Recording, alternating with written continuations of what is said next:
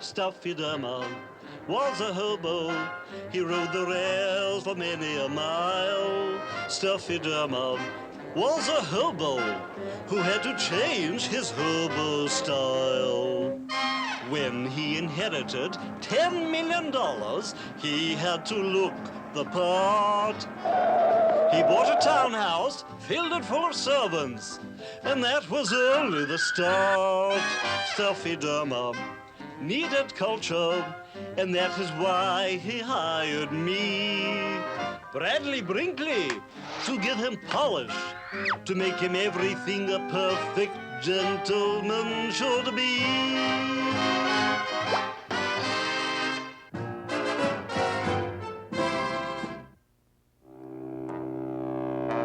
Mr. Durma, there's been a terrible calamity. What is it, Mr. Brinkley? Remember those 30,000 acres of Arizona desert you bought to build the Durma City housing project? Vaguely. A certain Mr. Greeley owns 25 square feet right in the center of the property. Then why don't we buy it? That's the idea. He's on his way here now to discuss it. Quickly, let me clear away this table.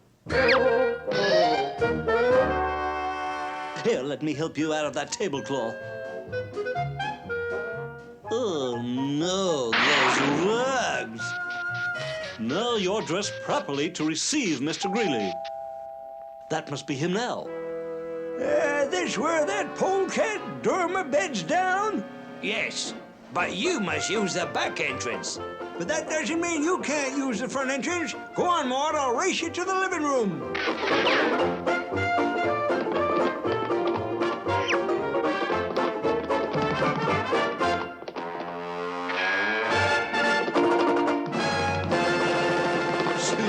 Sir, what's the meaning of this intrusion?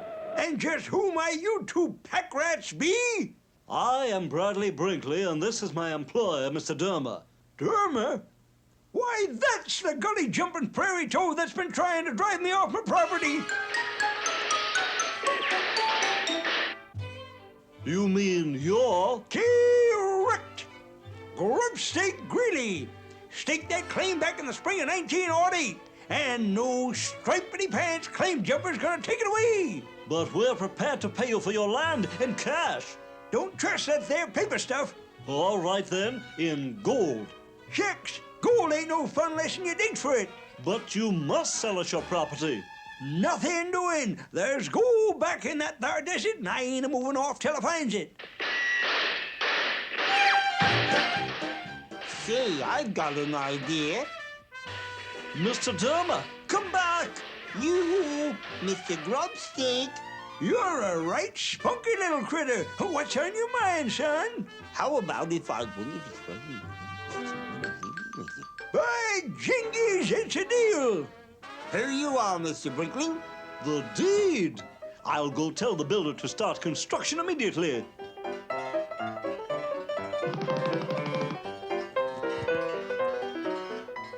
Okay, Maud, we'll set up camp right here. That was a mighty fair swap we made, son. Me turning over my parcel of land for the gold rights to your property. It's my pleasure, Mr. Grubstake. But how do you know where to dig? Shucks, I just laid that to old Maud. Hey, she's got a nose for gold. What'd I tell you? She's on to something.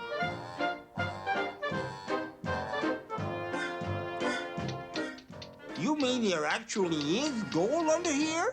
Maud ain't been wrong in 40 years. Now step aside, son. I got some mighty fancy digging to do. Any luck yet, Mr. Grubstake?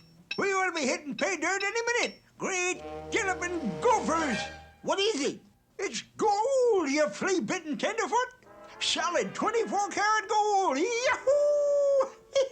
I finally struck it rich. My, this certainly is your lucky day.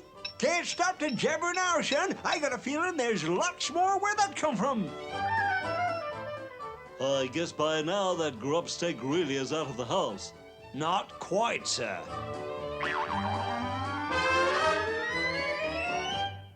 What's going on here? What's it look like?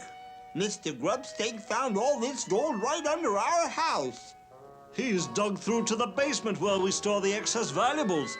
He's hauled up everything but the kitchen sink. Got that too.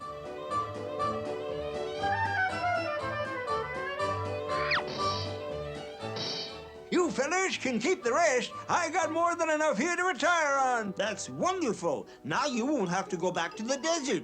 You can move in here and we can camp out in the living room. Camp out? I'm a rich man now. No more sleeping under a mangy horse blanket or eating beans out of a tin can for me. You mean? Correct. From now on, it's feather beds and paddy de foie grass. Just head us toward Palm Springs. With the greatest of pleasure. Get up, old girl. Can't keep the jet set waiting. It's a good thing I got back here in time. That desert derelict would have turned this place into a hobo jungle. I know. And that's exactly what I was hoping he would do.